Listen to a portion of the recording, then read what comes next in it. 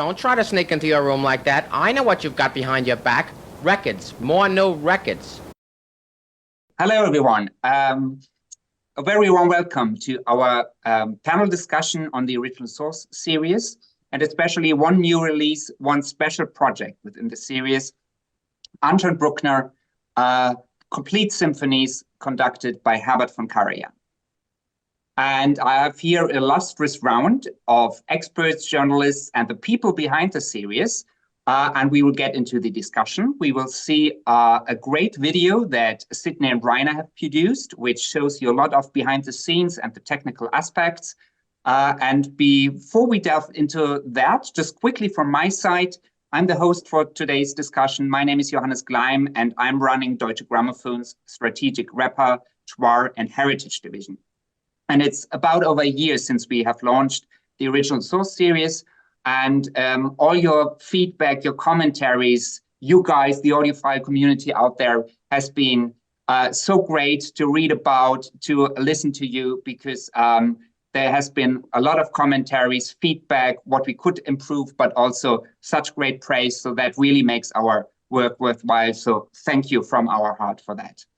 And now to our experts here, to start with Rainer Maillard.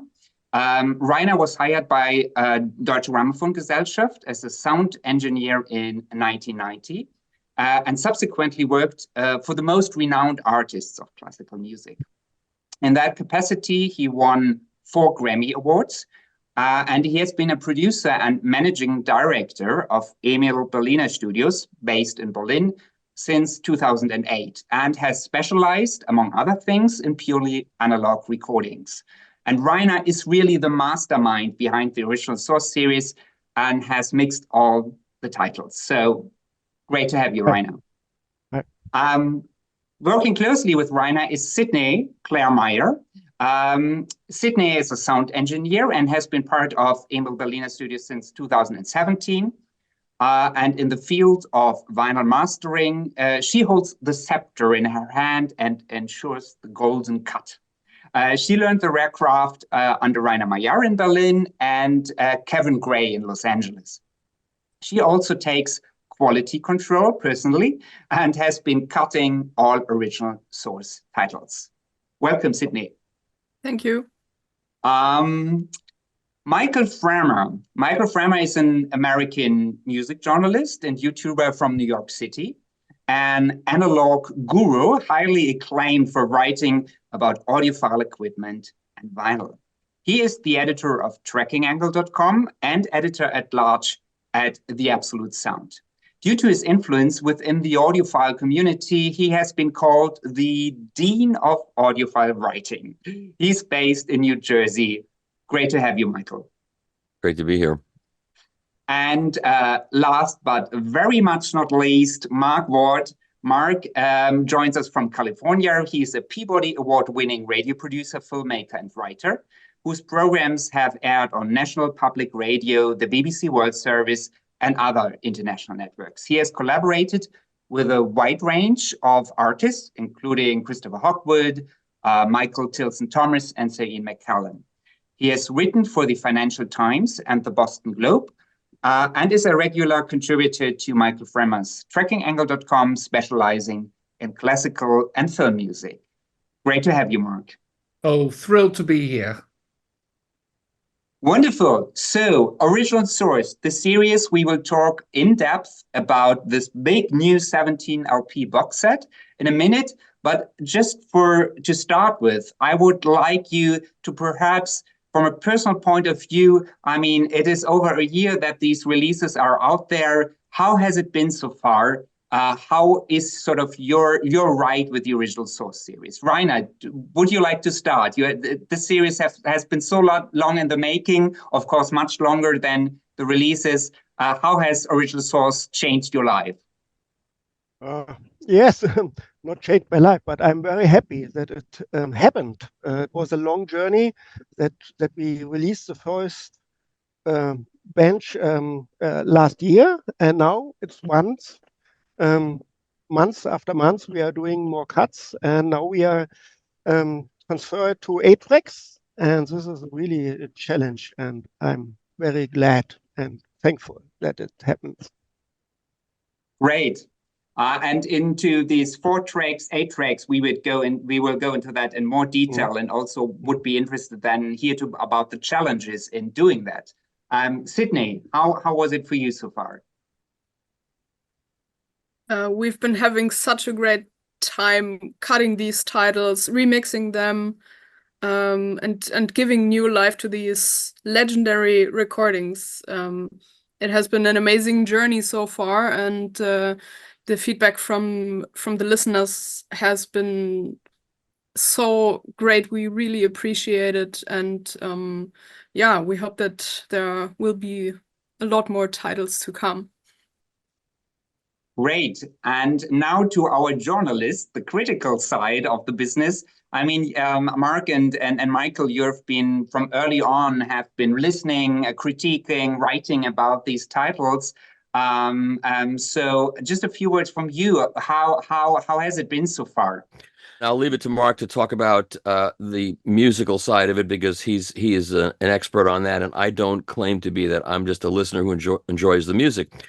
So, you know, the sound of these records is absolutely wonderful. The packaging is wonderful. Everything about it is very rewarding, and I just like to, you know, sit down and put a record on late at night, turn the lights out, and be in the hall or be wherever it was recorded, and they're absolutely phenomenal. So my question is, one quick question.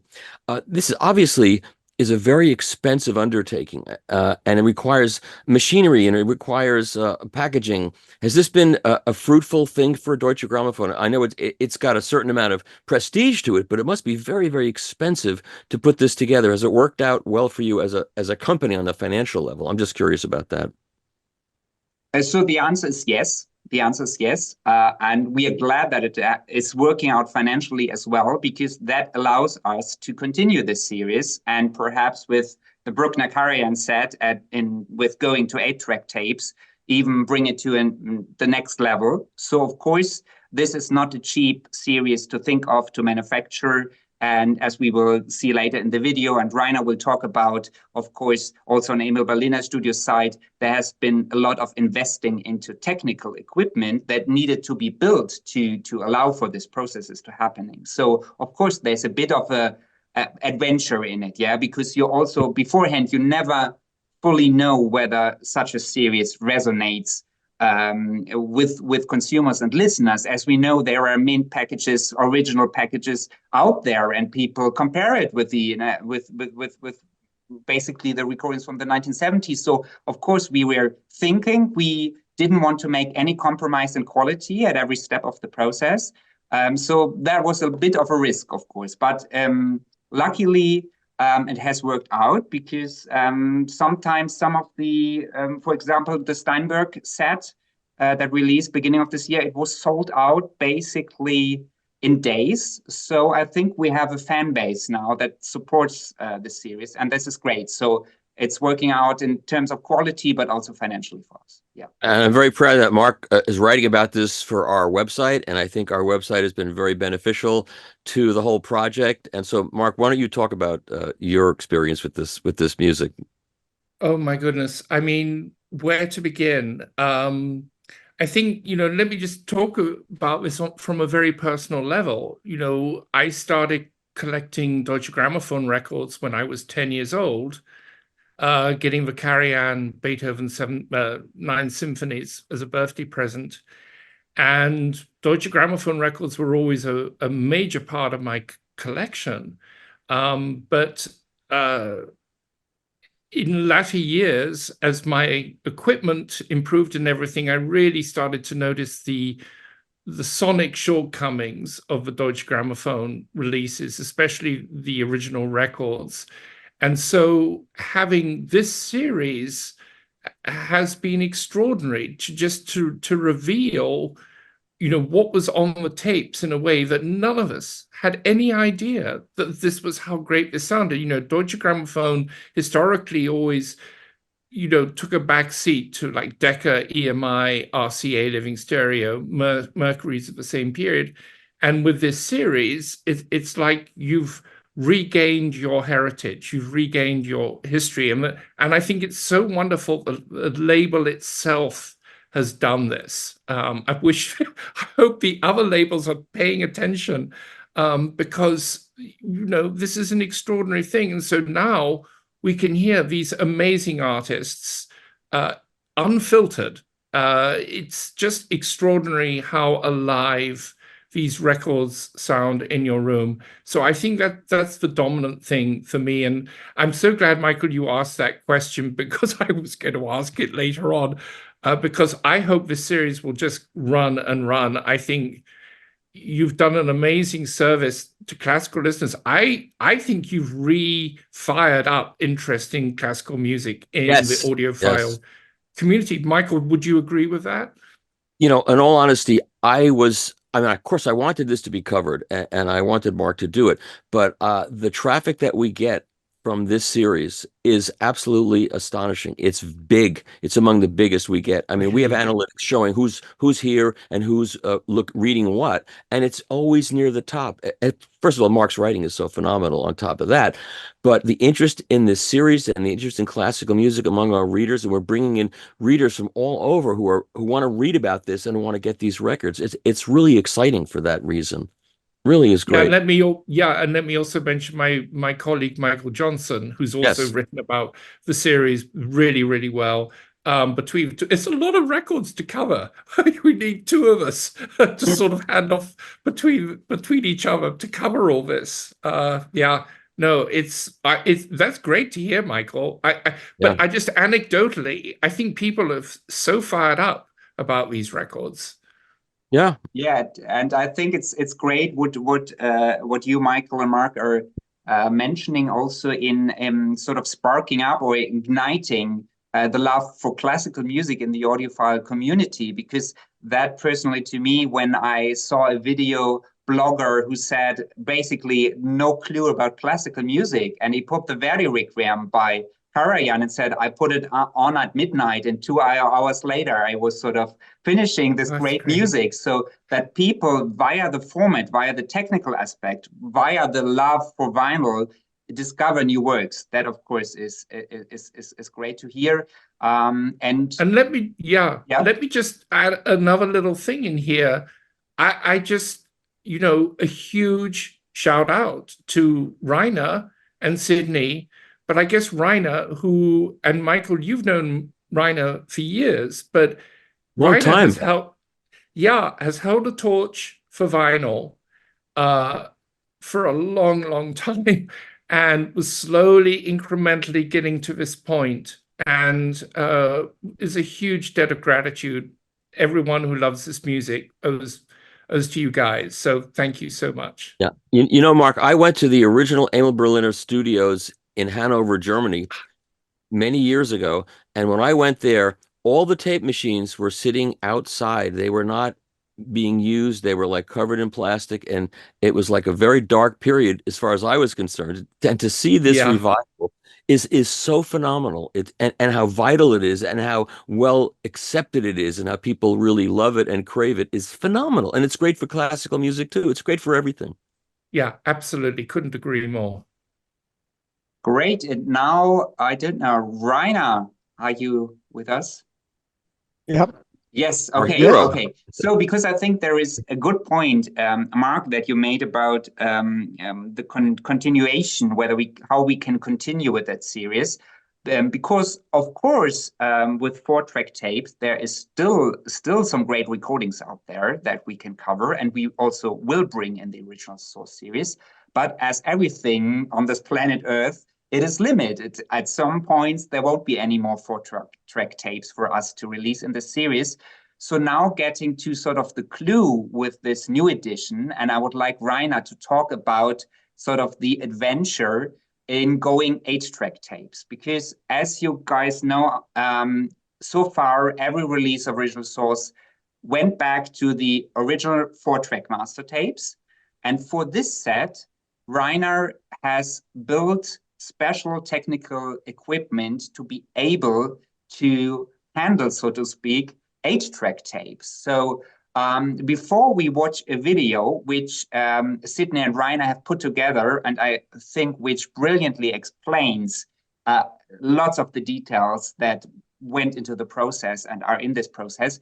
But to kick it off, Rainer, I would like you to perhaps tell a bit about the challenges and the idea behind going 8-track tape and what it entailed in the process of building those special machinery and equipment. Well, the 4-track tapes or the quadraphonic recordings, they have been intended to cut on vinyl. They never have cut because it was a quadraphonic format. Only test cuts have been made. It stopped, but the tapes were edited and produced to get a chance to cut it directly from. And then they stopped this project. There was no market on the consumer side. And the engineers went over to 8-track and 16-track, to multi-track recordings. They liked the chance to remix later. But DG continued editing the multi-track tapes together as an original. Because they learned from the 4-track tapes that this is important to have a whole master which is complete, and it's not parts of the multitrack. So most of the modern multitrack recordings in pop music, it's just a source to mix down, and then the 2-track down mix will be edited. But here, DG edited always the multitrack takes. And I think this was new, maybe also to the industry. And last year we had a success with the 4-track tapes, and I remember from remasterings that maybe the archive is much fuller with good or wonderful 8-track productions than with 4-track production. There are many good 4-track productions, but there are much more 8-track production. I did know over the years, Bernstein, Karajan, Abad, or whatever. So I was thinking, yeah, what can we do? The 8-track tapes or 8-track master never have been intended to cut directly, but there was a chance to do it. And this is complicated, which we show in the video, and hopefully it turned out. Yeah, it was a big investment for us. 3 times bigger than we intended or thought it would be. But in the end, it worked. Yeah, wait. Wonderful. So let's watch this video.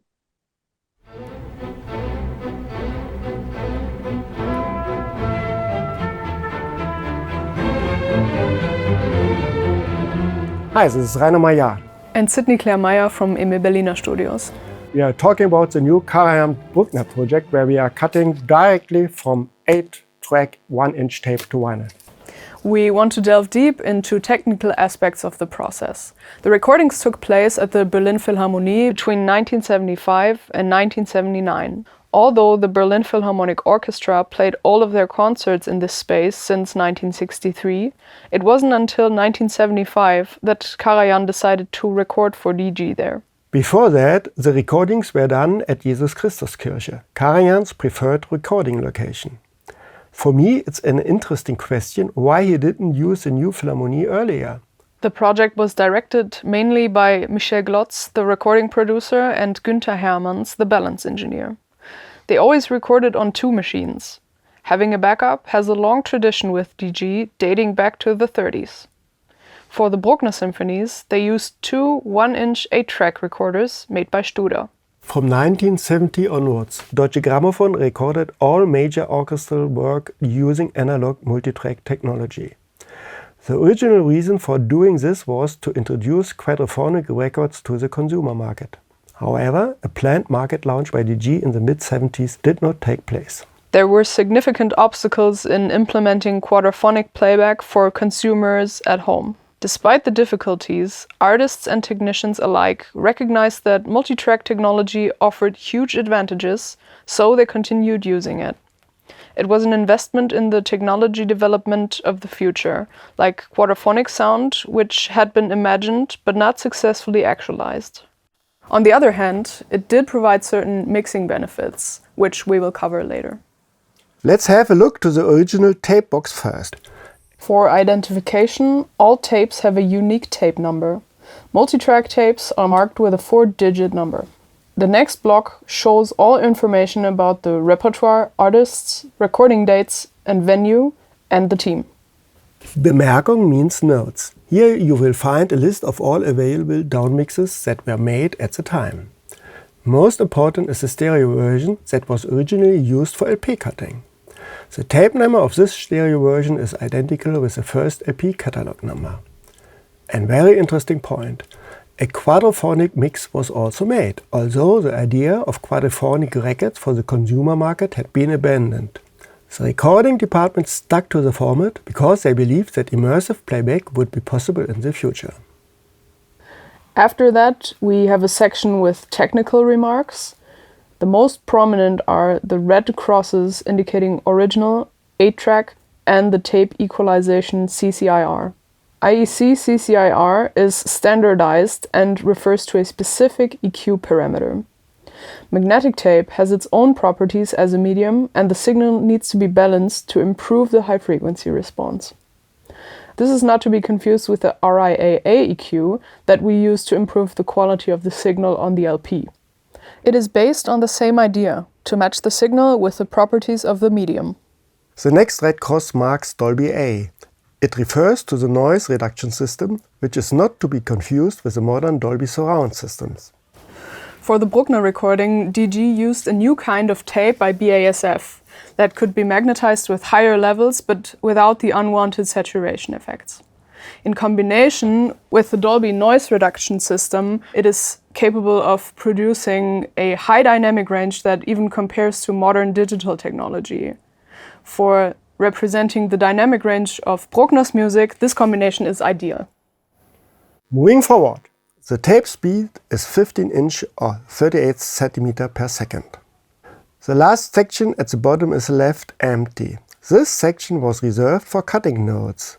Until now, this 8-track original was never used in the past directly for cutting. There are no notes written down here. At the very bottom, you can see a handwritten comment that this tape was digitalized and remastered here in-house at Emil Berliner Studios. This was done in conjunction with a Super Audio CD release for Universal Japan. We have talked about the tape box in such detail because it is so important to underline how exceptional this situation is. Only DG recorded, edited and archived as many productions on multitrack tapes so that we are now in a position to go back to them. This archive is a treasure and probably unique in the world. The term original could differ from company to company. In the term of Deutsche Gramophon, an original means that it is resampled from the original recording tapes together. Each sticker marks an edit on tape. Karajan recorded more than one take in a recording session. He could decide to re-record certain passages if necessary. The recording producer marked good and bad takes in his score, and together with Karajan, they would select the best takes. After the recording session, a technician edited the selected takes together by splicing the tape with scissors, exactly where the recording producer had marked it in the score. When removing a sticker, we can see how this tape was spliced. The tape was always cut at an angle to allow a smoother crossfade from one take to another. One word about the number of edits. In film, cuts are part of the art. It's impossible to miss them. There is even an Oscar for best editing. However, in music, an edit should be inaudible. There is no Grammy for best editing, despite requiring a high skill set and tastefulness. Editing is an important part of the classical recording process, but almost no one is talking about it. And no one will tell you how many edits have been made. I started to make statistics by counting the visible edits on the master. I noticed that no other conductor than Karajan has so few edits on the master. What does it mean? Was he lazy on his recordings or not interested in a perfect production? No way. Although he was a great fan of technology, he was aware that the macro and microcosmos of tempo and rhythm could be disturbed by too many edits. He recorded very long takes, and it's so astonishing that he was able to achieve exactly what he imagined without the help of scissors and glue. And all of this within the already demanding situation of a recording session. Let's look at the signal path in greater detail, all the way from the 8-track tape to the lathe cutter head. Here we have the 8-track tape head for the modulation. The signal from the tape head will be amplified to studio level. These amplifiers also add the IEC CCIR playback curve to the signal, which results in a flat frequency response between 20 Hz and 23 kHz. As the tape was recorded using a Dolby A noise reduction system, it has to be decoded during playback with the corresponding Dolby settings. The outputs of the Dolby A system are connected directly with our custom-built passive mixer. It consists of two parts. This one is the fader box, and the second part is the actual mixer that sums the signals together. From our mixer, the stereo signal is fed directly into the Neumann mastering console SP79. From here, the signal goes to our cutting amplifiers made by Autophon. The signal will be amplified to drive the cutter head and will be processed with the RIAA recording equalization. And finally, we have the cutter head, where two coils, one for each channel, drive a diamond cutting stylus. But this signal path describes only half of the cutting process. We have a second path which is just as important. This is the so-called preview head. It's located before the modulation head. The pathway of the tape is extended by these rollers to about 34 cm. The signal from the preview head is also amplified, and the output of the Dolby is fed into our custom-built passive mixer. One reason why we had to build it by ourselves you could see here. Each fader for mixing controls the modulation as well as the preview signal for the same track at the same time. While the mix coming from the modulation head drives the cutter head, the mix coming from the preview head drives the pitch computer inside the lathe. Because this is really the key to everything and the reason why no one has ever done it before. And also why we needed to build a custom mixer and modify one of our tape machines. So why do we go through all this trouble, you may ask? In the golden age of shellac, all cuts were made with a fixed pitch, meaning that the cutter head travels across the disc at a constant speed. Emil Berliner, the inventor of the gramophone himself, made a simple but clear drawing. The groove on each disc is a spiral, but the groove itself is modulated by the music. The sound waves of the music are encoded in the shape of the groove. A higher level of music translates to a higher excursion of the stylus. As a consequence, loud music needs more space. Between rotations, the groove walls are not supposed to touch each other. Otherwise, we will get horrible distortion. This is called overcutting. The challenge is to get the maximum amount of rotations on a disc while making sure that no overcutting happens. So the loudest part in music is a reference to set the right pitch. Every passage softer than that has less groove excursion. As a consequence, most of the time the pitch is higher than necessary. This had the effect that a lot of space on the surface was left unused, which explains the limited playing times on the 78s. By pitch, we don't mean the tone pitch, but rather the threading on the lead screw.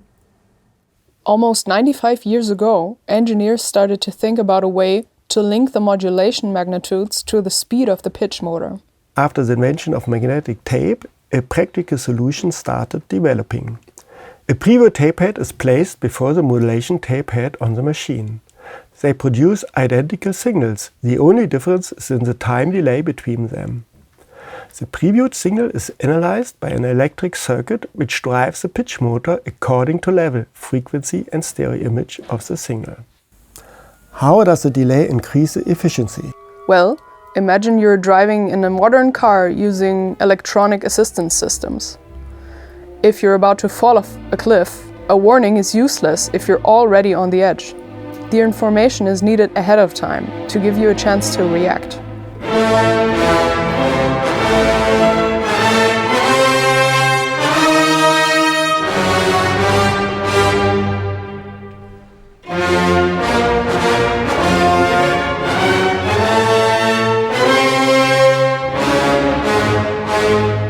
It is the same with our lathe. We therefore need to create a preview signal for cutting that comes 900 milliseconds before the modulation signal, but this time from the 8-track original. This is exactly the amount of time that half a rotation at 33 RPM takes. In this time, the pitch motor can speed up or slow down according to the signal. In the moment of cutting, the distance between the grooves will always be as little as necessary to accommodate the modulation without overcutting. The more effective a groove computer works, the less space is wasted. As a consequence, we could either cut longer playing times, higher levels, or finish at a larger end diameter, which results in a better frequency response. If the playing time is a given, like with the Bruckner project, using the very efficient pitch computer of our VMS-80, we already have an advantage over the original pressings from the late 70s. They were cut on a VMS-70 with a less efficient pitch computer. This advantage is completely independent of the signal itself. We are using the word pitch computer, but don't worry, the signal path for the modulation is completely analog. Only for calculating the pitch, a memory module is needed. So listen to the mix. On 2 tracks we have the 2 room microphones, which Hermann's intended to have the rear channel for the quadraphonic mix. We have the woodwind and the French horn on 2 channels. We have all strings, oh we don't hear it, strings without the double bass. And on the last 2 channels we have brass, double bass and the main microphone.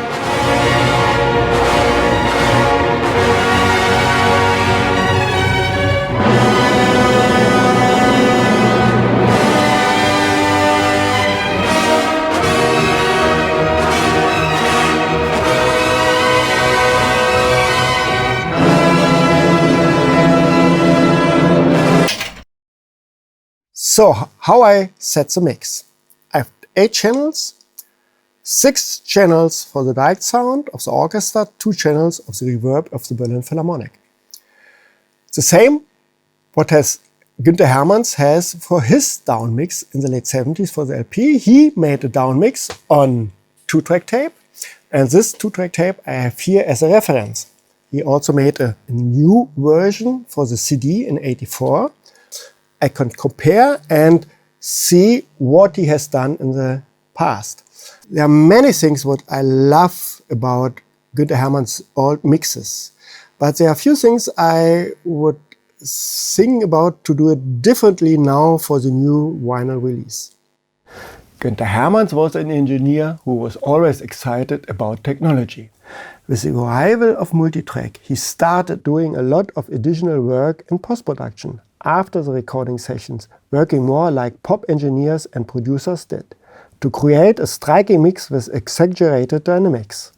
He started moving faders to support or reduce strings, woodwinds or brass in certain passages in a more extreme way, all with the good intention of creating a modern sound, but it changed the balance and dynamics quite a lot. This is what he never did on his 2-track recordings before, where he had to create the mix directly while recording. He did this because he knew that for 2 and 4 tracks recordings, an edit on tape would only be possible if the balance and levels on either side of the cut matched perfectly. That's why he did not make any extreme movements with the faders during the sessions.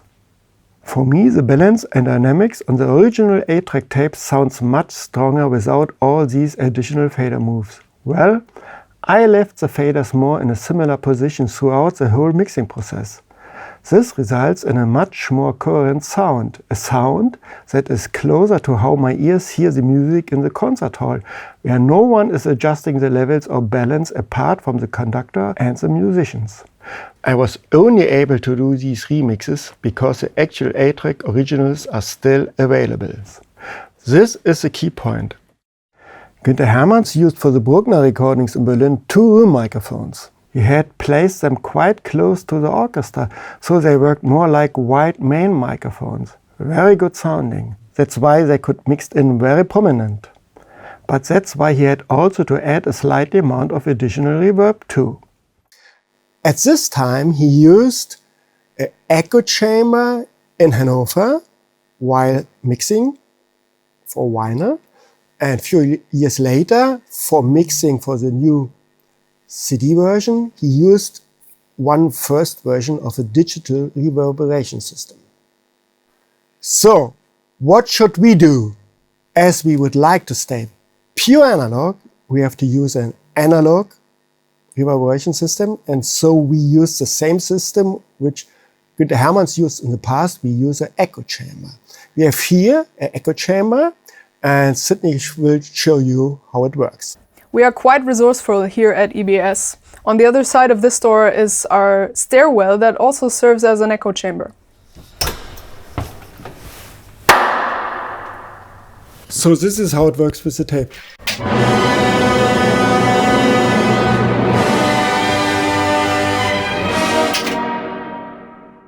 Using artificial reverb is a long-established practice in the production of classical music. Even when orchestra recordings take place in concert halls with nice acoustics, engineers often add artificial reverb to the mix. Günther Hermanns used for many of his recordings from the Jesus Christuskirche an echo chamber by using the huge stairway of the bell tower. He put a loudspeaker and 2 microphones in there. While the orchestra was playing in the church, the signals were fed from his mixers to the speaker, and the microphone signals from the echo chamber were added in the mix. The ratio of this echo chamber in the mix was always low, just to blend the sound more to the taste of Günther Hermanns. With the relocation to their new recording center in Hannover-Langenhagen in 1969, DG also installed an echo chamber, which was located on the 8th floor. It was not as big as the bell tower at Jesus Christuskirche, and the sound was not really convincing. An example of its use is the famous Abbado-Stravinsky Sacre recording, where Hermanns added some reverb from the echo chamber to the mix from the 4-track tape. Our new original source series mix sounds more charming because we used our echo chamber here at EBS.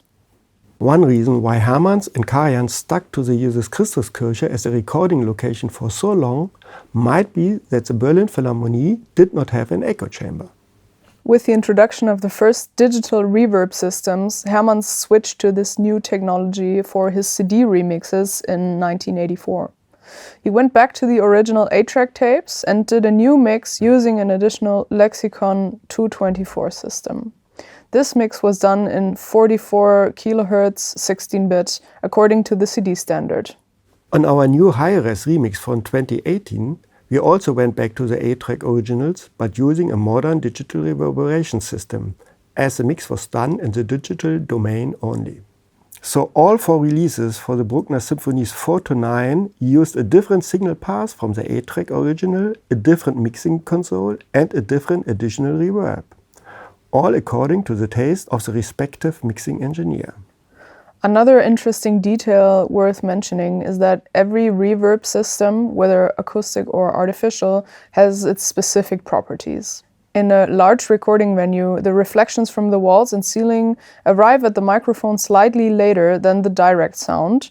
This is called early reflection time, which gives our ear very important information about the size of the room. With plates or an echo chamber, this reflection time is much shorter because of the smaller dimensions. In our remix, we therefore use a tape delay. During the mixing and cutting process, we record the signal from the mixing console in order to delay it before we feed it into the echo chamber. Since the repro head is located very close to the record head, the delay is only about 50 milliseconds long. This is meant to represent the pre-delay time of the Berlin Philharmonie with its large dimensions. We like the sound of our echo chamber in combination with the tape delay a lot. It sounds just as good or even better as modern digital reverberation system, so that we sometimes use it for modern digital recordings as well. There are 2 disadvantages to this procedure. First, it is not a plugin, which makes it more complex to use and it only works in real time. The second aspect is that our large echo chamber also serves as an emergency exit. There is a chance that people will walk in while we are using it. To make sure that this does not happen, we decided to cut the Karajan-Bruckner box at night.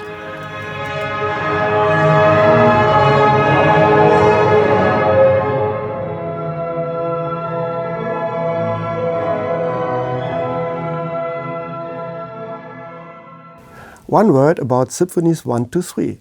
They were recorded on digital multitrack tapes, and the workflow for cutting was a totally different one, which I described in the booklet in more detail. The large format booklet included in the DGG Karajan Bruckner Symphonies box set features a letter sent from Mr. Wohlert to Dr. Hirsch. As you might remember from our last video, Mr. Wohlert was responsible for the sensitive task of tape approval, or Freigabe. So apparently Karajan had rejected, or he had been unsatisfied with the sound of the first test pressing of Symphony No. 4. The content of the letter does not seem remarkable at first, but the key point is written between the lines. It was probably not the mix that Karajan complained about, even though that is what may come across in the letter. Undoubtedly, Mr. Hermann's first mix was exactly as he had intended, with a nice and bright-sounding brass section. Being a technology enthusiast, Karajan immediately identified the problem. High velocity at the end of a very long side may have produced playback distortion.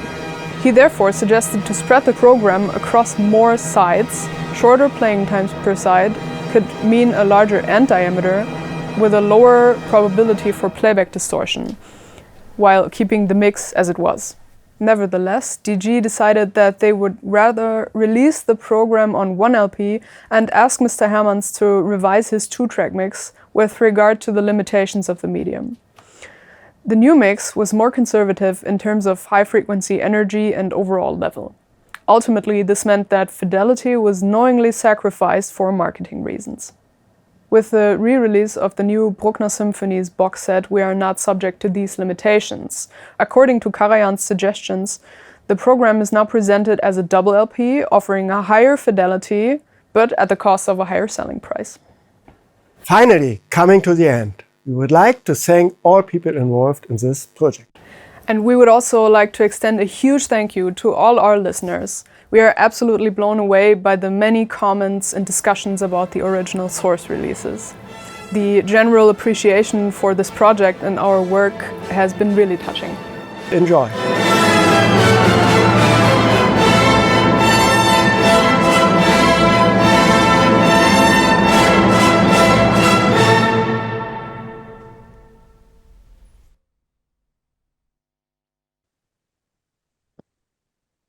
So, lots of information, lots of details, a lot of technical specialities. And my question would be in regards to Mark and Michael. Do you know of any other releases where studios or labels have gone back to original 8-track tapes? Well, I have one question first. The 8-track tapes were edited down so that you had a finished product on an 8-track tape, correct? You didn't have to go in and try to duplicate editing that was done in the studio, 50 years ago. It would have been impossible for you to do that, right? It wouldn't have worked. Yes. So you're lucky that they did it that way, that they cut the multi-track and prepared it. That was good, right? Yeah. I don't know if everybody did that. We don't know. I think it would be impossible to take an 8-track tape and that wasn't edited down and reproduce all the edits unless there were notes taken. It would be impossible. You wouldn't make any money on that kind of product for sure, and you wouldn't have any hair left when it was done. So, Mark, I don't know of anybody else who's done this. No, absolutely not. And I just want to give a little shout out in the video. I love the fact that you did the mixer and the bit of a cutting head in the Deutsche Gramophon yellow, the cartouche yellow. I just think that's such a lovely touch. Yeah, no, I can't think of anyone who's ever done that. And I'll just say that listening to this Karajan set, I was listening to the Fifth yesterday, and I'll go into more detail later, but my God, wow. Yeah, no. Yes, so perhaps because it's also special that DG owns this great archive in multi-track recordings, which perhaps not many labels have, or so that is of course the start. And then Rainer, when you thought about going 8-track tapes and doing the mixing and cutting directly from the master tapes, did you immediately know what to construct? I would be interested a bit, about building this passive mixer, this console, how that, how was that like easy going to some technical guys and saying, you need to do this, or tell me a bit about the challenges, because that is fascinating for me. Something that's really like an adventure. Nobody had done that before. How did you approach that? Yes, exactly. We, of course, it should be totally analog. Yeah, this was the aim. So no mix down, no digital in between, no digital in the pathway what we hear. So my first thought was there would have been another path to this, to do the preview on the digital side. Yeah, so we have also very clever engineers, and we thought to do some synchronization with the workstation, that the preview comes 900 milliseconds in front from a workstation. So the audio would be analog, but the preview would be digital. But then we said, no, we do it totally white. Everything should be analog. And then it was clear we have to rebuild the machine, because there was never built an 8-track machine with preview heads, so we had to do it.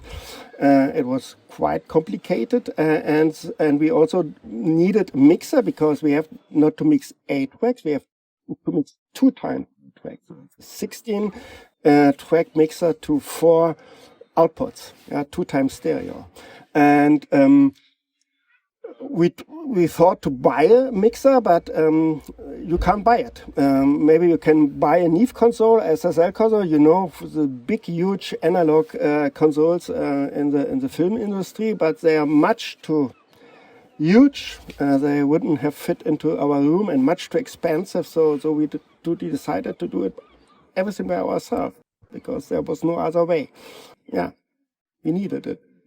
So my question is, when you're doing a work from a very simple mic'd product, it's a lot easier in some ways than having multi-microphones on instruments. How do you integrate all these microphones? I mean, you can get a level, but how do you get it to coalesce into a coherent soundstage with all of these separate microphones? In the end, the recording is an 8-track recording, but now we call it stem mastering maybe. So they used maybe 24 microphones on the recording and mixed down to 4 groups, or to 3 groups. So all the strings together to a stereo group, all the woodwinds and the French horn together. So most of the mix have been done on the recording session. Yeah, and I only can do just the balancing between these 4 groups. It's not a totally new mix. So spatially, it was also finished. In other words, left to right. Yes, exactly. It was most of them was left to right, and only the room microphone have been just 2 microphones. I think is what I hear or what I heard, and maybe I used a little bit more of these room microphones now than Günther Hermann's used. But it's not a totally new mix. It's just half of a mix, because half of the mix was done by Günther Hermann's 50 years ago, and the rest was done now. So if there is maybe a support for a solo flute, this was done by Günther Hermann's 50 years ago. Now I can only bring in all the woodwinds together, more or less. Can you get everything on that tape into a lacquer, or do you have to make compromises in terms of dynamics and frequency response? Sidney. We didn't make many compromises, I think. Not any, perhaps. So Rainer is sometimes a bit crazy and pushes the level and pushes the top end so that it's really nice, and it sounds really nice and crisp and brilliant. And it was I didn't think that it was my job to stop him to make it sound really good. I just focused on the task of, okay, how do I get this on the lacquer? Yeah, what he's giving me. I didn't try to argue with him about the properties of the signal too much. We did many test cuts to make sure that it would work out mechanically, but Rainer is a very good cutting engineer and he knows what can be done, and he pushes the limits probably even more than I do when he's cutting. So yeah, he knows exactly what he's doing, and I just help to make it happen. And these records are meant to be played on the best turntables. You're not worried about someone not being able to play this back on a bad turntable, correct? This should be the best that it can possibly be. And the people who can't play it back should get better turntables, right? It's always, yes, that is a question, a valid question. I mean, when you have a treasure like this, these historic recordings, the shape that they're in is absolutely amazing, and you don't make it mediocre. Yeah, so we don't master for an entry-level turntable with a Autophon red 2M cartridge. Yeah, that's not the intention. It's not the main goal. It doesn't mean that it won't sound good on this kind of turntable, but maybe it's not the cartridge or tone arm that we make the records for. Yeah, mainly. It's a musical torture test. That's what it is. A good one. Yeah, and I find interesting what you say, Sidney, about not making any compromises. And as we have seen in the video, and the letter that was shown there, which we have printed in the booklet, we also tried to, at certain points, to be sort of be even better than what they were able to do in the time, and also to spread the music over more LPs, over more sites. As Karajan, as we know, he was a technical enthusiast, and he had sort of seen there might be some problems if the Symphony No. 4 would be presented on one LP. And in the end, marketing overruled Karajan, so to speak, in those days. And now with this edition, we decided that apart from the shorter first symphony, all symphonies are really on 2 LPs and every movement on one side. So even a scherzo, which says 7 or 8 minutes, is on one side. Of course, that blows up the set, so to speak. But we wanted to provide also sort of the most space for the music to do what Sidney and Rainer are doing, that they really have that space to lay out. And yeah. No, I think that was a really great choice that you decided to do that. So it was just no compromise. I want to mention something which to me, listening to this set, I mean, I'd already thought about this in relation to the other releases, but I really thought about it in relation to this set. You know, in the classical collecting world, there is always this interesting dynamic between so-called historic recordings and new recordings, and the issue of, well, just how important is the sound? And that, you know, there's a big group of collectors who, you know, they're quite happy to listen to terrible sounding old recordings, etc., etc. And I'm talking like really old. But then when those get remastered in a way that makes them sound more modern, a lot of people say, oh, that doesn't sound authentic to me. One of the things that really hit me with this set was that I never heard Karajan conduct live, unfortunately. I almost did once, but it was he would come to London and the concerts would sell out immediately. He did come to university when I was there, and I could have gotten to the concert, but I had a conflict, and it just kills me. They did the Metamorphose, and Anna-Sophie Mutter played Mozart Violin Concerto. He was getting an honorary doctorate, and they played him in the Sheldonian Theatre. But anyway, I never heard him live, but I do have a few of the live recordings, and they are somewhat different from the studio recordings. Something you get in the live recordings is a sense of just the sheer power of the orchestra under Karajan. And if you ever watch videos of him conducting, there is this extraordinary sense of him almost bringing the music out of a huge piece of stone. It's just all this incredible force that's going on, and I don't feel that that always emerges so clearly in the studio recordings until this set. And there's just this sense of the power of the orchestra, and then this beautiful orchestral blend. And certainly something I really want us to talk about a little bit later is the whole issue of recording the Berlin Philharmonie and how that changed the sound. But that I feel that on this set, more than any of the previous original Source series Karajan recordings, there is that sense of just the power of the orchestra and the Karajan sound. So I think anyone who's a Karajan fan, or even a Karajan skeptic is, and there are a few of those out there, they're going to be blown away by this. This just showcases what made him a great conductor in a way that I think nothing else does. There we go. Yeah.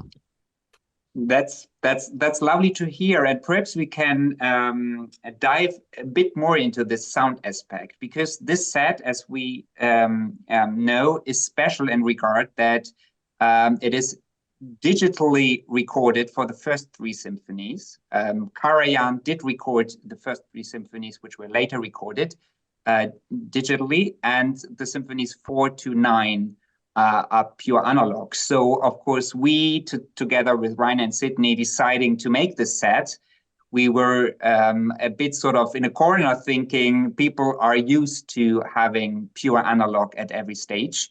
But, you know, as we're celebrating Anton Bruckner's bicentenary this year, and of course, this set was meant also by Karajan as a set, we decided to go for the complete set.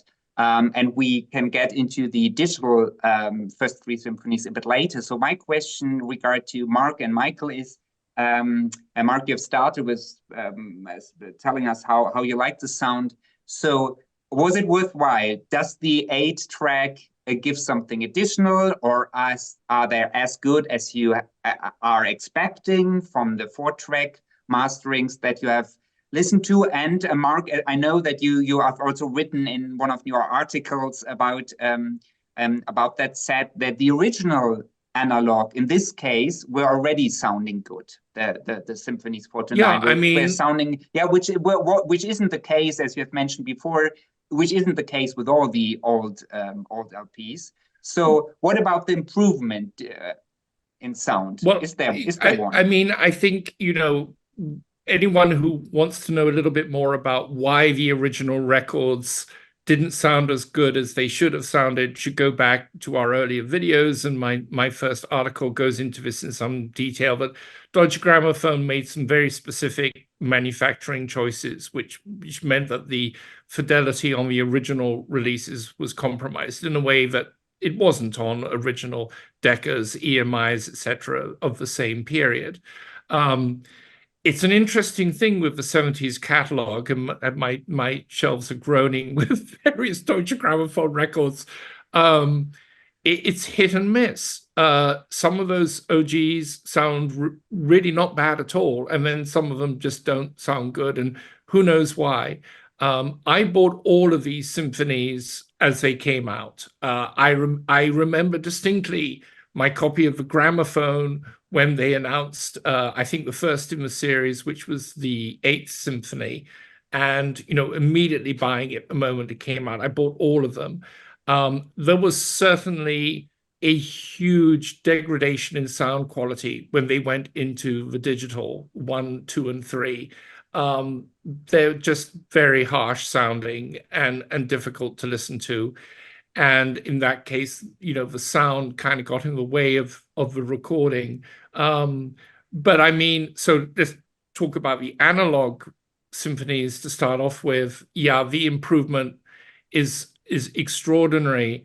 And I will say it's really fascinating to know that these were all recorded in the Berlin Philharmonic, because I remember when those little stickers started to appear on the Karajan releases recorded in the Berlin Philharmonic, and the sound, they had trouble. I mean, and it was often very dry.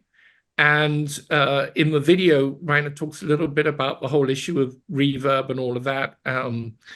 But what I notice on this original source series is there is a coherence to the sound, which I think is sometimes lacking a little bit in the earlier Karajan releases in the original source series recorded in the Jesus Christus Kirche, talking about the Karajan ones in particular. And I think it has something to do with, after watching your video, the fact that they used the echo chamber in the church, and it adds a certain diffuse quality to some of those recordings. Like, for example, the Strauss four last songs, the soprano sounds amazing, but the orchestra has a somewhat diffuse quality some of the time. And because the original source series, and I've written about this, is so high fidelity, you hear everything. You can almost hear in places where Herman's or whoever it is slightly manipulating the mix in the original version. You can hear how some of the perspectives change. On this set, I think the sound is far more coherent, and the blend between the direct sound and the reverberant sound is really, really well managed. And I don't think the Philharmonie has ever sounded better. And I think it's actually sounding better than some of the more recent live recordings that I've been listening to done in the Philharmonie. That's a whole other topic.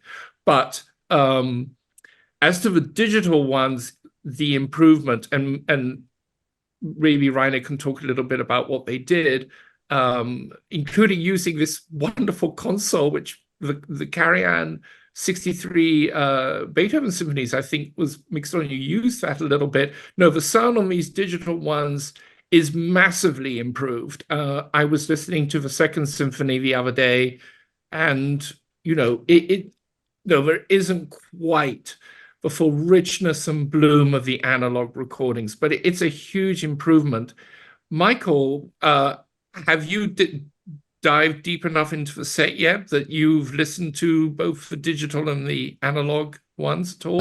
I've only played some of the analog recordings. I played the eighth, obviously, since there's a direct-to-disc version of that to compare it to, and it's quite good. You mean the seventh? The seventh is the one. Seventh, yeah. And so I compared that, and it's very good. It's wonderful to listen to, but I haven't played any of the digital ones yet. I'll leave that to last. It's just my yes, way.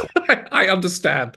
But the question I was going to ask is, having done all of these recordings, obviously you've learned things from the beginning of this project, and as you've worked, you've made things better to a certain degree. What have you learned in this process, and what have you improved to make things better, or have you not? Have things been perfect to begin with? Our first mixer for the 4-track tapes was just a knob with a fixed relation between front and back, and we immediately learned that we have to change the balance in the music, but this knob made small clicks, so we had to rebuild something else, a stage to make fades without clicks. And now we have a real mixer. You saw it in the video with faders, so it's much easier. And we use this mixing desk also for the last two releases. No, the last two, the upcoming 4-track releases. So this is quite better. We also learned more about our echo chamber and the delay for the echo chamber. I don't know. Yes, we dive into add from a label's perspective. Also, we have learned how critical, of course, quality management and is in production. And we from the start, we didn't make any compromise there, and we get the highest possible quality measurements we have in place. But there were a few complaints, of course, where people were, of course, expecting a pristine copy and they didn't get it. So I would just want to say that we are constantly working on that. From the production side, it is not like a manufacturing handmade every single LP. That wouldn't be possible, or not for the price. So it's still factory produced, but we have a lot of things in place. For example, when the lacquers are cut, Rainer basically sends them with a taxi to Optimal, so they're immediately processed, and we have Torst Meger of Optimal looking after them, and a special machine, and blah blah blah. So there's we're taking a lot of measurements to ensure that we have the highest quality also in production. But as it's not a CD and a bit like wine bottled, and there might be a wine bottle where you have cork tint sometimes. So just saying from a label perspective that we are listening to you people out there, and we try to solve those issues quickly.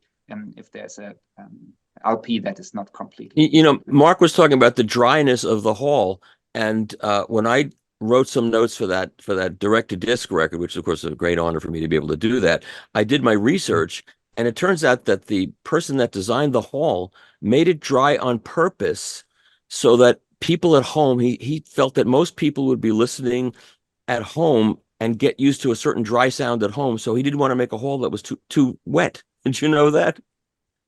Did you know it's that, so interesting. And I mean, I think, that hall is kind of the beginning architecturally, sonically, of a new approach to concert halls. The whole idea of it being in the round, and, the culmination of that you might think of as being Disney Concert Hall, where the acoustics they're much more hi-fi than they are, like the Boston Symphony Hall. But Michael, it's a really excellent point. But I think, for example, Karajan did the cycle of the Tchaikovsky symphonies there, and my original British LP of the fifth sounds incredibly dry, but then the box set, it's much wetter. So clearly, as Maillard explained in his video, they added a little bit more of certain kind of reverberation on it. But for this set, I think you've really found the sweet spot in terms of being able to mix in the ambient mics from the original sessions, and then using your stairwell. I love that bit of the video. And that, of course, is, I think it's a bit speculating, but Rainer has mentioned that in his video, that we are not 100% sure why Karajan, when he and the Berlin Phil played in the Berlin Philharmonie for quite some time, but he still recorded in the Jesus Christus Kirche, which of course has a very good acoustic. And of course, this dryness that Michael, you mentioned, and the lack of an echo chamber that we have seen in the video. And I think, Rainer, that is a fair estimate that perhaps this together brought Karajan to rather late adopt the new concert hall for recordings.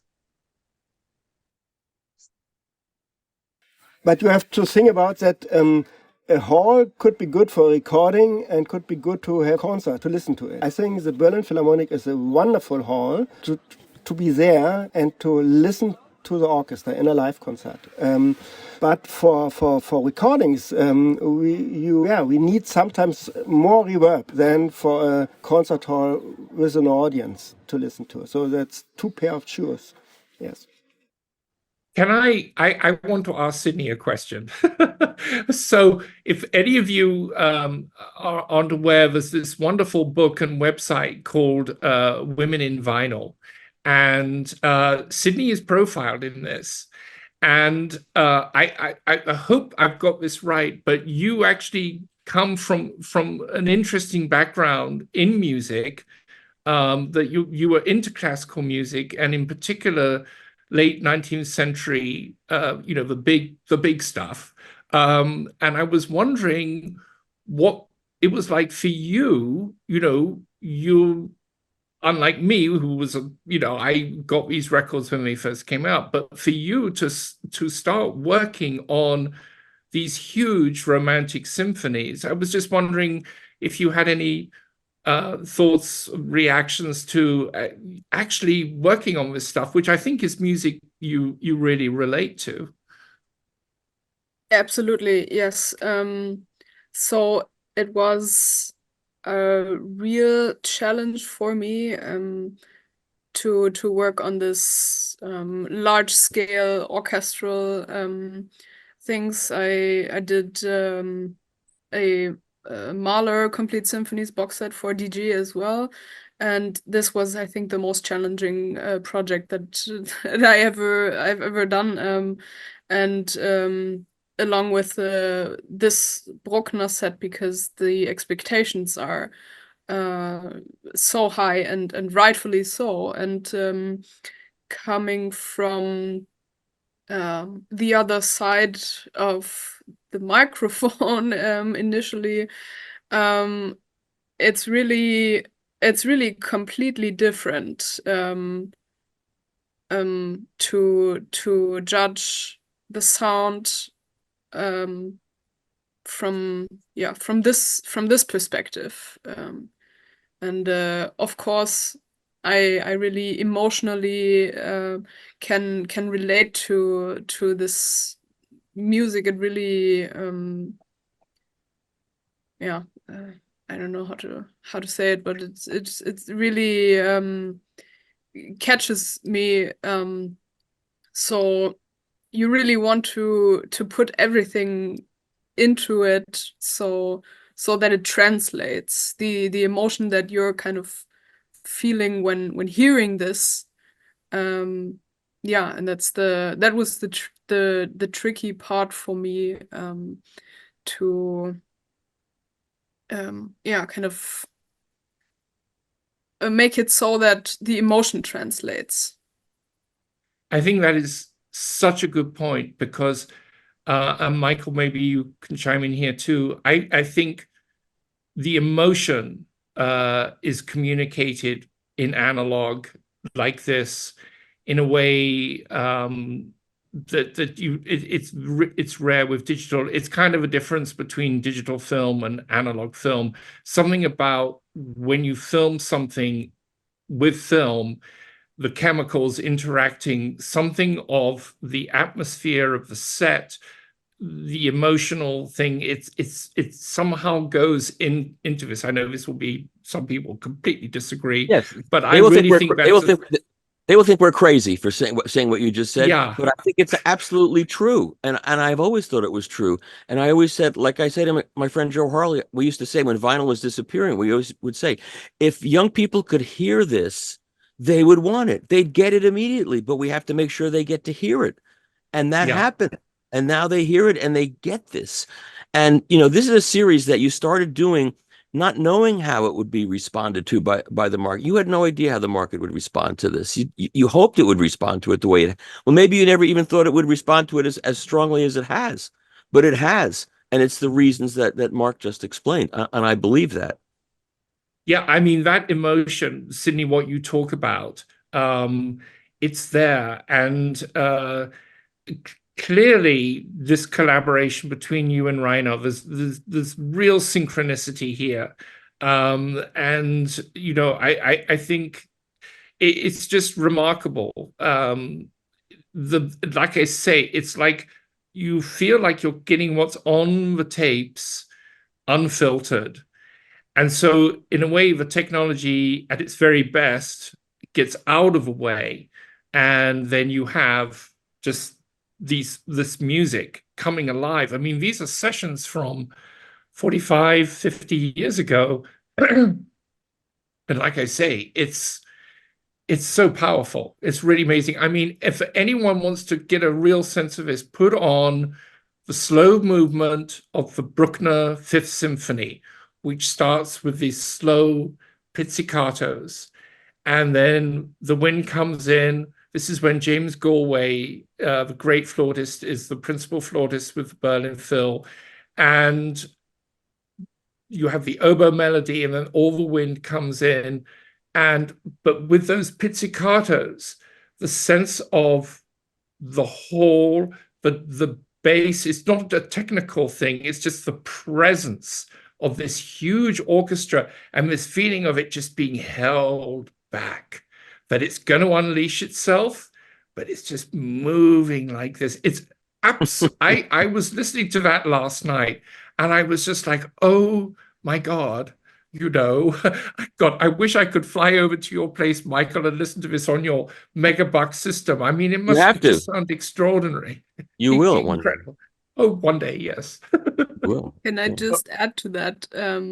I really, when we were cutting this, I had some moments listening to Rainer's mixes where I had goosebumps and I had to shake myself. So I thought that was a pretty good indicator that we were going in the right direction. Yeah, I mean, it's just, and when you hear, in my earlier article about the Giolini set, which I will also say is phenomenal, of the three symphonies, one of the things, Bruckner's very hard to pull off. And I mean, I've heard some really great live performances. There's so much Bruckner out there. There's a real wide variety. But on this set, you hear what Karajan's a great Bruckner conductor. And one of the things that you hear is his sense of theater. That's like most Kapellmeisters, and that was his tradition. He trained in the opera house. And there is this wonderful blend between his sense of the theater. He conveys these symphonies as a drama, but then also the sense of the musical, the purely abstract musical argument. And he blends those two similarly, the way he blends the brass with the rest of the orchestra, because one of the huge dangers in Bruckner performances is the brass just goes crazy and takes over. There's a little bit of that. I mean, the Barenboim Fourth Symphony that you released earlier in the series is great. It's so much fun. But there's sometimes a sense of the brass just overwhelming everything. But here, everything is in proportion. And when the brass come in, and you've always got that lurking threat, when they come in, wow. And because of your brilliant mixing and cutting skills, the records fully accommodate that. There's no sense of strain. There's just such an sense of ease to these records. And that's very difficult with this huge orchestral music to capture that. Anyway, I just wish you had more enthusiasm for this. That's all. A little bit more. Oh, okay. And perhaps we shine a light also on the digital recordings, so to speak, of the set, because as you know, it was sort of also a bit of a huge decision to go there. And of course, while they were recorded to be released on LP, because the CD was not yet there, it were digitally recording, and we know early digital is especially problematic sound-wise. And Karajan, the technical guy, he wanted to have multi-track, and of course he embraced digital recording early on, though one could argue the recordings didn't have the same quality as the analog just done a few years before. And as we haven't seen so much about that in the video, I would like Rainer and Sidney to tell us a bit more about, because of course it was daunting to put it out to the audiophile community and say, here it's even if it was digitally recorded, here it is part of the set. And I think Rainer and Sidney have achieved and getting really the best sound and also the best analogish sound of it, but that also took some special thoughts. And I still remember, Rainer, when you sent me a little video where you were like exclaiming, "We did it! I found a solution for that," because it was really, oh my God, what do we do with this, horrible sounding, so to speak, recording? So please fill us in about that. Yes, okay. The first two symphonies are recorded on 3M digital machines, and they have been not quite well developed. The A to D converters, they have been, it was early digital technology. And and they sound harsh, and it's not a general problem.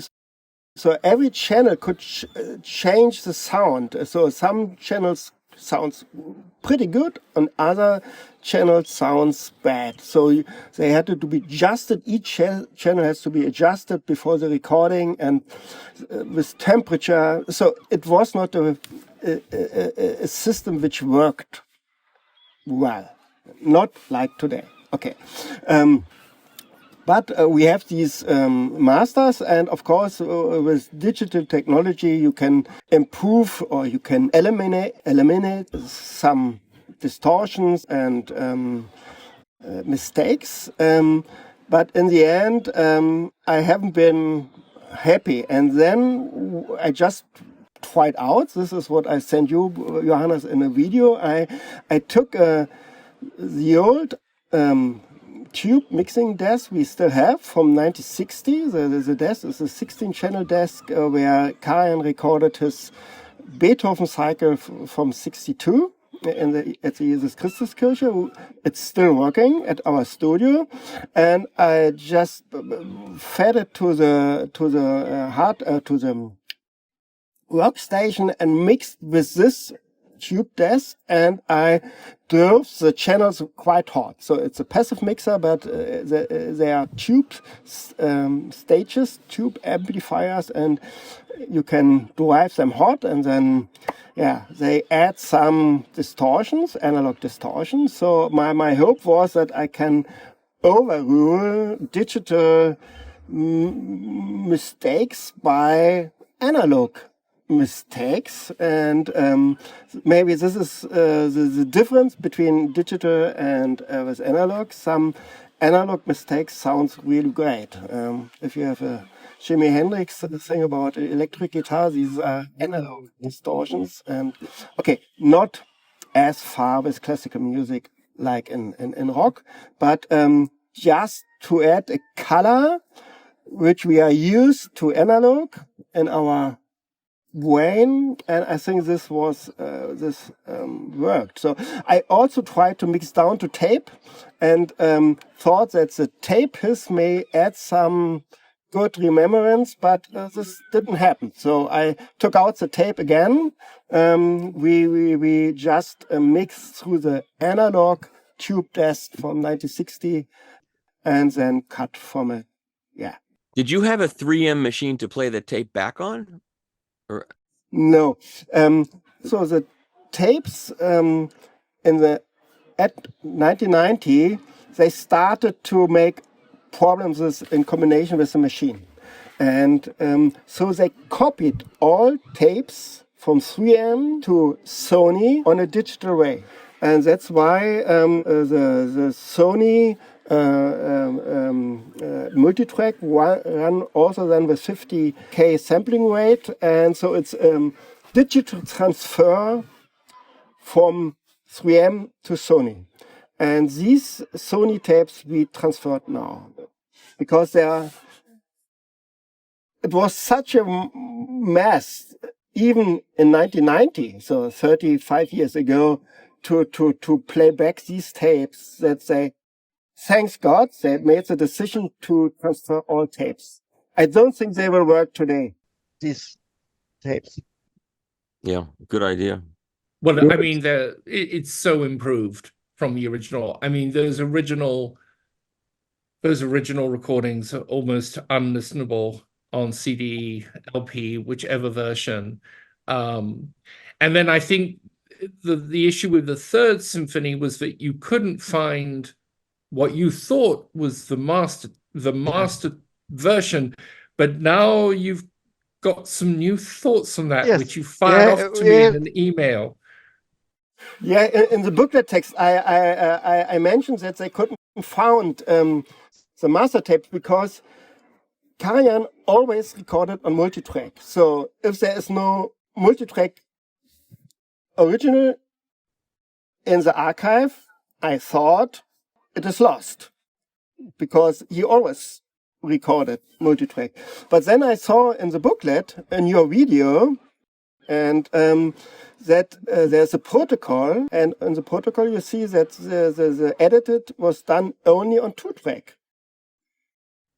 Yeah, so it was never done in multi-track. So this could mean that either, well, I don't think that he has no multi-track on the session. Maybe sometimes they edited due to time pressure on 2-track, and but then normally they archive the takes and make a note. There's no multi-track original. Keep the tapes. Otherwise, the tapes will be destroyed after 3 years. If there's original master, they destroy the takes. But if there's no master, multi-track master, they keep the takes. But there are no takes. So I don't know. But I don't think that that there was ever a multi-track master. And the third symphony also sound a little bit better than the original first and second, because I think it was not recorded on the 3M. It was a parallel recording directly to 2-track Sony, and the Sony converters have been much, much better than the 3M converters. What converters did you use on this project to go from D to A? No converters. No, in the end for cutting, they are direct out. We have a colleague, Stefan Flock. He's a producer, Tonmeister, recording engineer, and he's also a developer for digital analog equipment. I was going to say, if you didn't have one, you did a really amazing job cutting a record. Yeah, no. So we use his converters, direct out.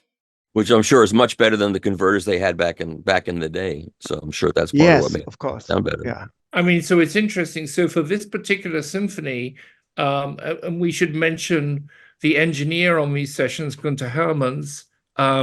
He kind of went back to an older method where he essentially mixed it live to 2-track. And I would just like to touch on a little thing here. Forever, there's been this speculation that the reason why Karajan's recordings sometimes sound a little bit whatever was that he interfered, and that he interfered with the mixes. And there are, of course, legions of photographs of him sitting at mixing desks, etc., which enhances this myth. But I mean, I've asked you about this, Rainer, and I think you address it very well in the booklet, that really what's actually going on here is that it's actually Hermanns who, at different stages of time, would revisit his mixes and change them a little bit. So maybe this is more about Hermanns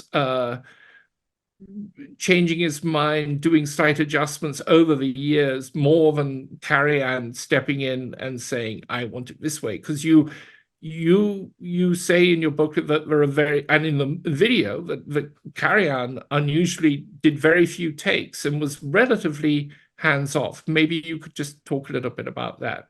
Karajan recorded, if possible, only one take, of course. So every musician did know maybe there's only one take. Maybe there are 2 takes. So everybody was on fire because there haven't been many takes. Yeah, and also what I mentioned, there have been much less edits. So Karajan made long takes, very long takes, and it's so great with Bruckner, all the timings. Yeah, we heard it, and then there's a time change, and I looked to the tape, wondering if there's a white sticker. No, there was no white sticker. So everything was conducted white way. So if there are so few edits and so few takes, everybody, the musicians and also the team, has to work like in a direct-to-disc recording white. So there haven't been many room for experiments for Hermanns. He just mixed it that it's white. Yeah?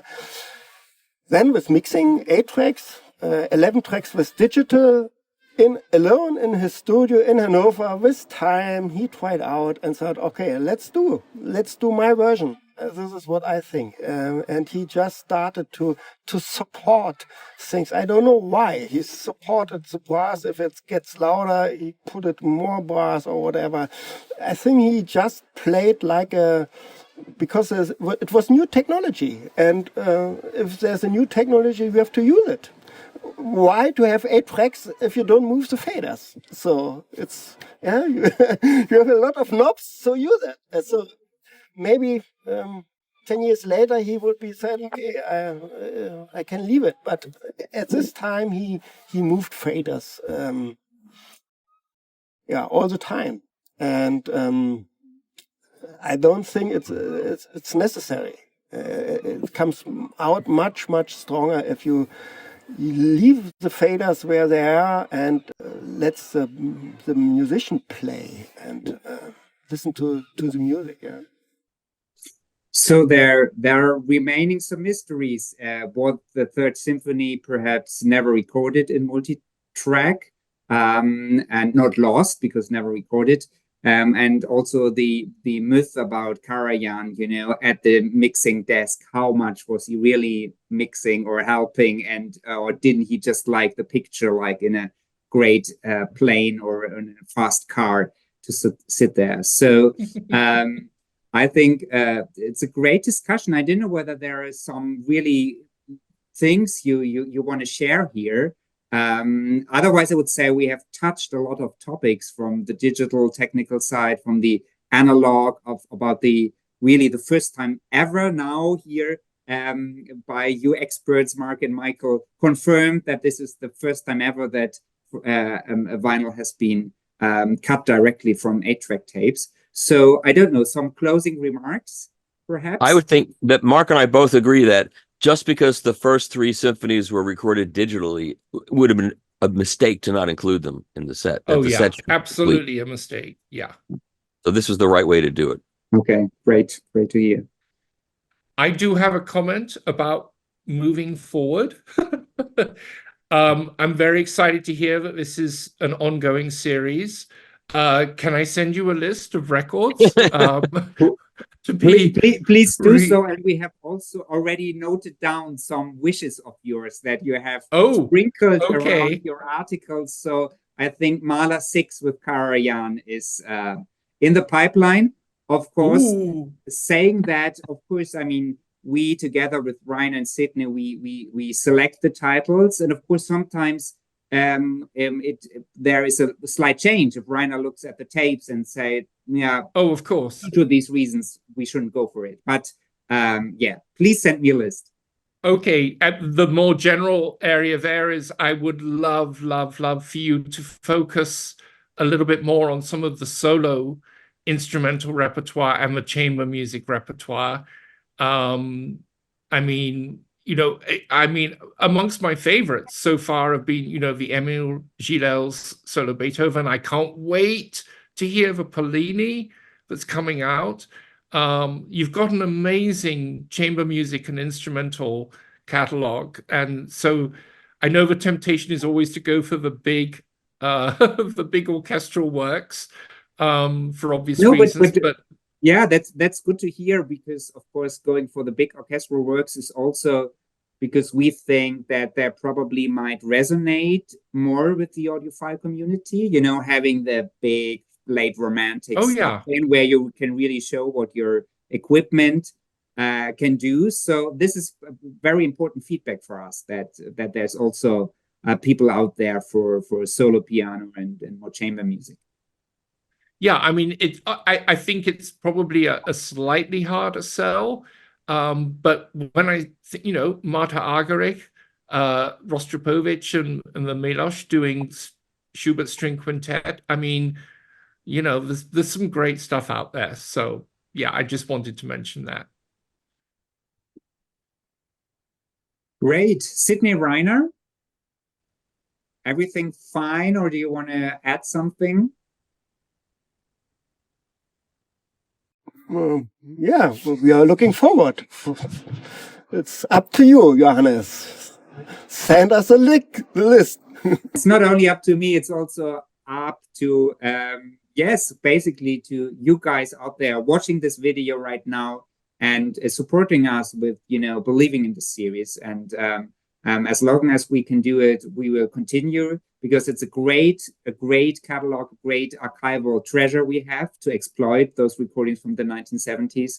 And of course, for the classical community, for younger audience who might sort of get excited about vinyl, and really, to my heart, if a person who is not interested in classical music at all suddenly says, now I love piece XZY because I listened to it in original source, that makes me so happy. That makes us as a company so happy, because we are then really broadening broadening the consumers or the listeners of classical music, and bringing new people to fall in love with classical music. I think that's so important.